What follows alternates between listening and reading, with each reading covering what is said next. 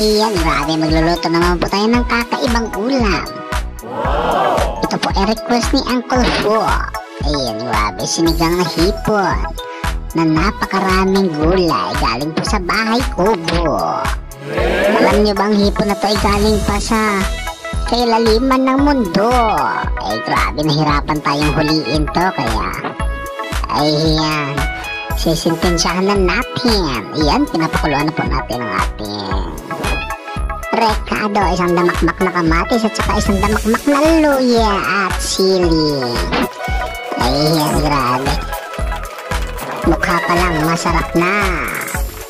Lahat po pala ng rekado natin ay galing sa kapitbahay. Ayan, nilagay na po natin ang ating mahiwagang kalabasa.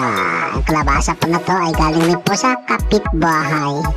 Ayan, grabe, ang bilis ng panahon. Pagkalipas ng 3 taon, nilagay na po natin ang ating hipon. Ay, grabe, napakabango. Yan, dahil pagod po tayo, dinamihan po natin ng sabaw. Tingnan nyo naman, dumidilaw-dilaw sa sobrang taba ng ating hipon. Oops, ay grabe, nilagay ko na po ang ating petsa. Yan, maya-maya, kub-kub na. Pakuluan lang po natin ng konti. At tayo kakain na kasi nagugutom na tayo. Ay grabe, napakasarap ng sabaw. Oops, amoy pa lang napakasarap na. Ay grabe, sabaw pa lang, ulam na. Yan, luto na. Iahon na natin kasi tayo ay nagugutom na. Grabe, bihira lang po tayo makatikim nito kasi napakamahal, tsaka napakahirap huliin. Ayan po, may sausawan po tayong bagong hindi po nawawala yun.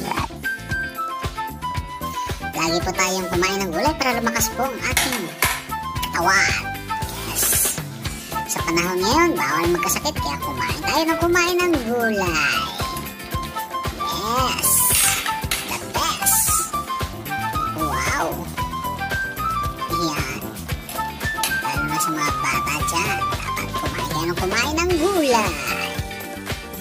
Pampahaba ng buhay, kamatis pampakinis ang kutis.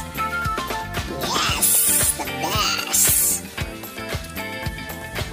Please support my FB page, Gilbert Santin Pogi Official. I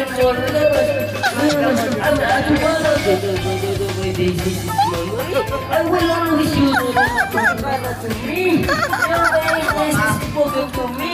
Ikaw ba ito sa mga tao?